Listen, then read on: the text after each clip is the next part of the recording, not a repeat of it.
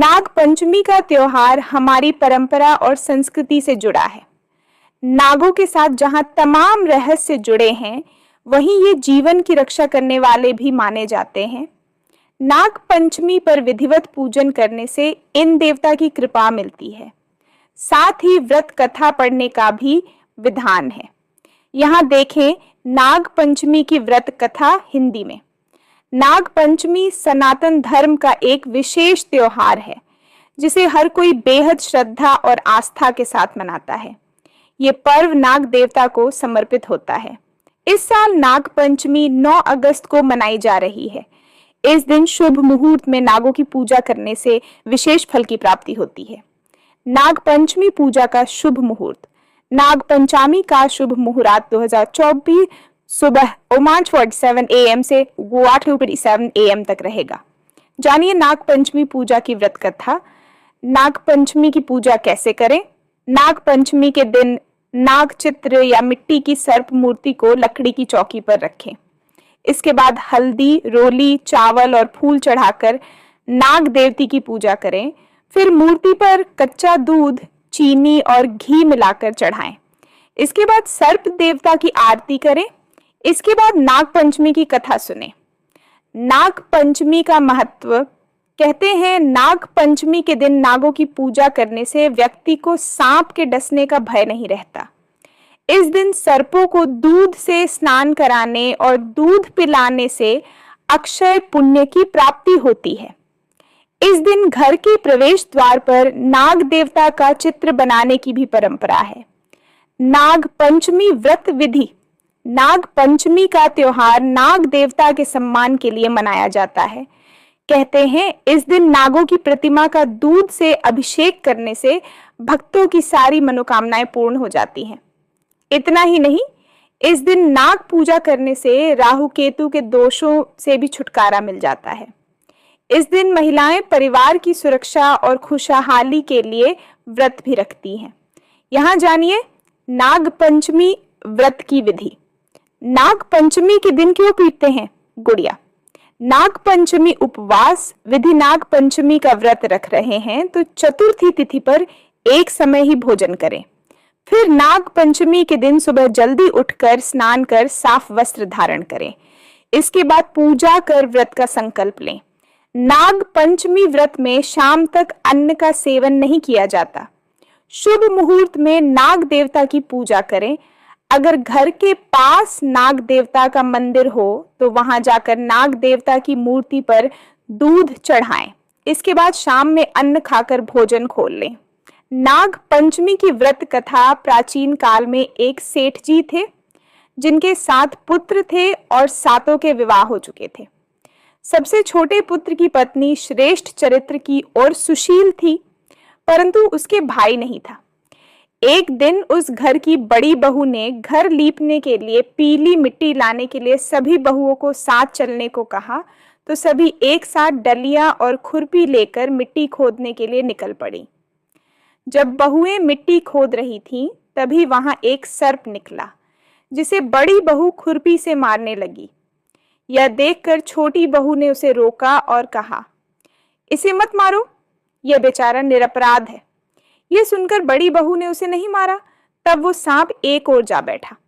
तब छोटी बहू ने उससे कहा, मैं अब भी लौट कर आती है, तुम यहाँ से जाना मत।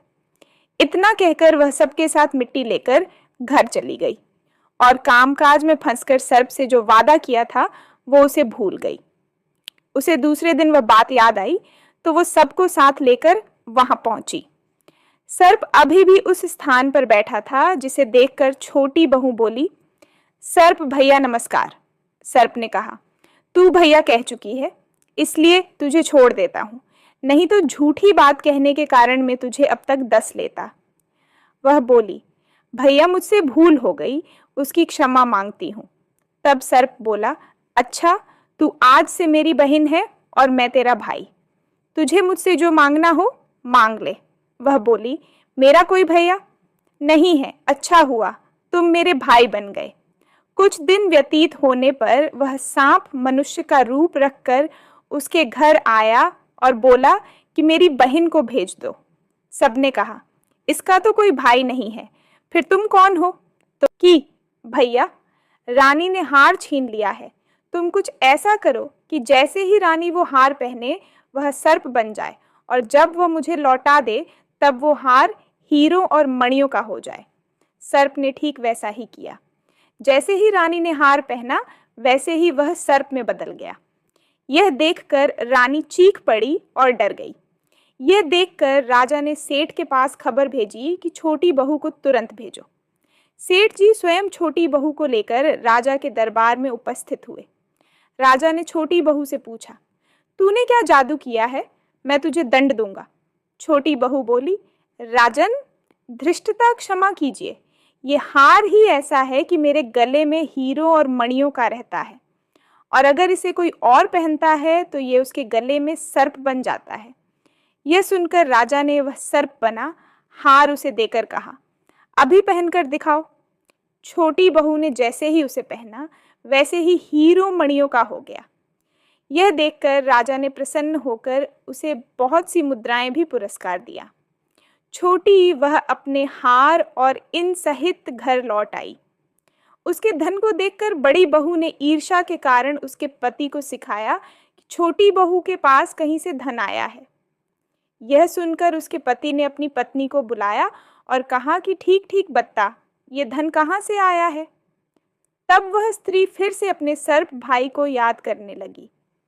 तब उसी समय सर्प ने प्रकट होकर कहा, यदि मेरी धर्म बहन के आचरण पर किसी ने संदेह प्रकट किया तो मैं उसे खा लूंगा।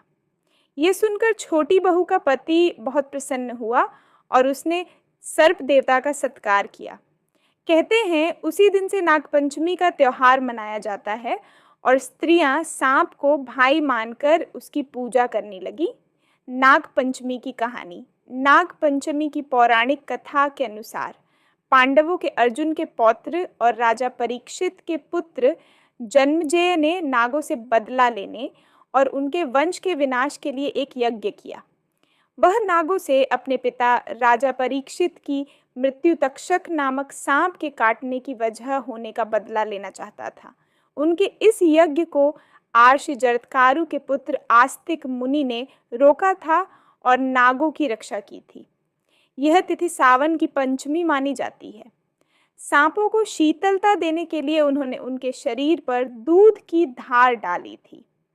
तब नागों ने आस्तिक मुनि से कहा कि पंचमी को जो भी उनकी पूजा करेगा उसे कभी भी नागदंश का भय नहीं रहेगा। तभी से श्रावण मास की शुक्ल पक्ष की पंचमी तिथि को नाग पंचमी मनाई जाती है।